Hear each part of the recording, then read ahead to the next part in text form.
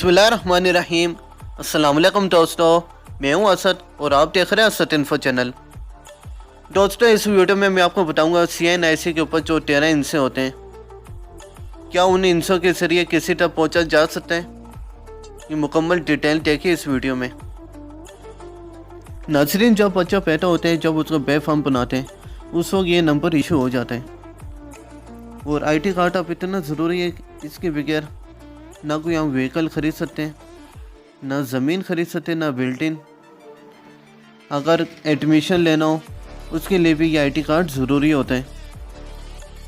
किसी दूसरे मुल्क जाना हो वहाँ भी पासपोर्ट के लिए ID कार्ड बहुत ज़रूरी होते हैं। वोट डालना उसके लिए भी, यानी आप हर काम में ID कार्ड वो एक आम चीज़ बन चुकी है।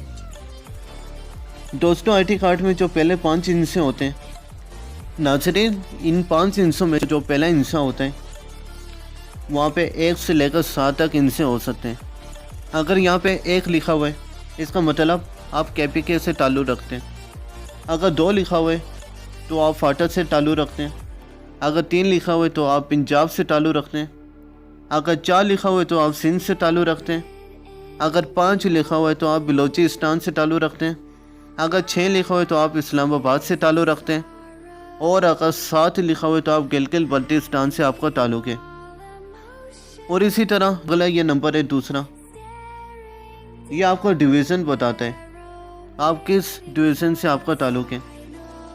और जो तीसरा नंबर है ये आपका ज़िला बताता है। और जो चौथा नंबर है वो आपका तहसील बताता है। अगर तहसील वाले नंबर पे आपका 0 हो तो इसका मतलब ये होता है आपका तहसील और ज़िला ये दोनों सेम ही हैं। और जो 5वां नंबर है ये आपका यूनियन काउंसिल को ज़ाहिर करता है। जो भी आपके इलाके में यूनियन काउंसिल होगा ये हिस्सा उस इलाके को ज़ाहिर करेगा। और दोस्तों, इसके बाद जो ये 7 नंबर होते हैं, इन 7 नंबरों में हमारी पर्सनल मालूमात होती है।